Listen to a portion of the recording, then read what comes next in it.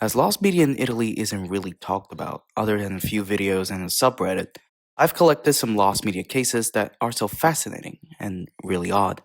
Lost commercials, some lost recordings from a music band, and a lost Western movie.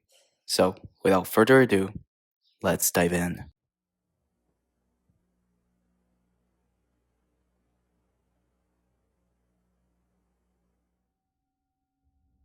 Vamos a matar Sartana, or Let's Go and Kill Sartana, is an Italian Western movie directed by Mario Pinzauti in 1971.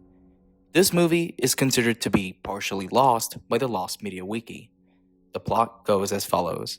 Quote, Nebraska Clay kills a gang of outlaws in self-defense, but is imprisoned for further investigation of the crime. While in jail, he meets an outlaw named Crazy Person and escapes with him when his gang carries out a jailbreak. Unquote. The only information we have about this movie are the filming locations, the cast, and some images. As for the footage available, there's a trailer and the Spanish dub of the movie, also known as Demasiados Muertos para Tex, but there are no traces of the Italian dub. According to the Lost Media Wiki and the Spaghetti Western Database Forum, there's a possibility that a copy of the film exists. Quote, there is a South African independent DVD distributor label called Global DVD that has released the English versions of multiple, including some rare Italian westerns, on DVD. It is mainly run by a person named Noshad, who is known as quote-unquote warrior in the forum. They were planning on releasing Vamos a Matar Sartana, but due to financial reasons and loss of interest, they have cancelled the release as well as the release of a few other rare English versions of Italian westerns.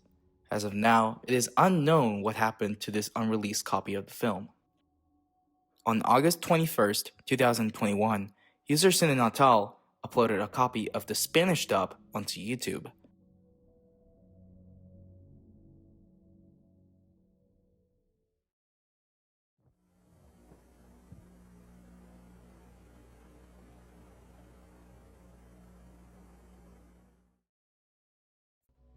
Devil Doll, formed by a man named Mario Panchera, also known as Mr. Doctor, was an Italian-Slovenian music band that went from 1997. Their music style was a mix of contemporary music, progressive rock, classical music, and theater. Over the years, they released 5 albums, such as The Girl Who Was Deaf and The Sacrilege of Fatal Arms. The list goes on. However, from the band, there are a lot of missing audio recordings. According to an interview given by Mr. Doctor, their first released album, The Girl Who Was Deaf, was actually the second recorded by Devil Doll. Their first demo recording, called The Mark of the Beast, had only one vinyl pressing, which is in the hands of Mr. Doctor himself. He also stated that in other albums, this song has made some quote-unquote cameos. One album called Eliogabalus, I don't know if I said that right, had a 16-minute piece, but due to budget limitations, it had to be cut and released on a single vinyl. The same was with the Black Holes of My Mind, which had a duration of 45 minutes. Another album called Mr. Doctor Sings Hans Eisler was recorded, but eventually was cancelled at the last minute due to copyright infringement. Finally, their last album, called Dies Irae, was a very difficult album to craft. Within the mixing session, all of a sudden, a fire starts to break in the recording studio. Only one tape of unmixed tracks survived, but the other tracks are completely lost. After the incident, their whole album was remade from scratch, and only 50 tracks were made to the final album.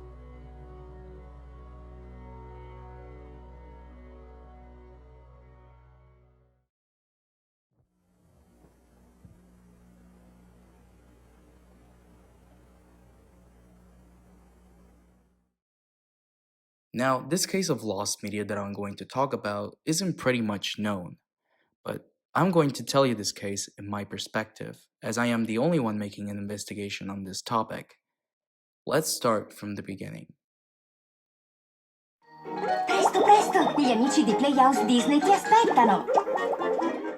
On May 1st, 2005, the Walt Disney Company launched their preschool channel called Playhouse Disney, now known as Disney Junior. When I was really young, I used to watch many cartoons on Playhouse Disney, such as Mickey Mouse Clubhouse, Andy Manny, Special Agent Oso, and many others. But the one I'm really interested in is My Friends Tigger and Pooh. Now, when a kids show comes out, it obviously comes with a price: merchandising. In the US, tons of commercials of this children's show can be found online.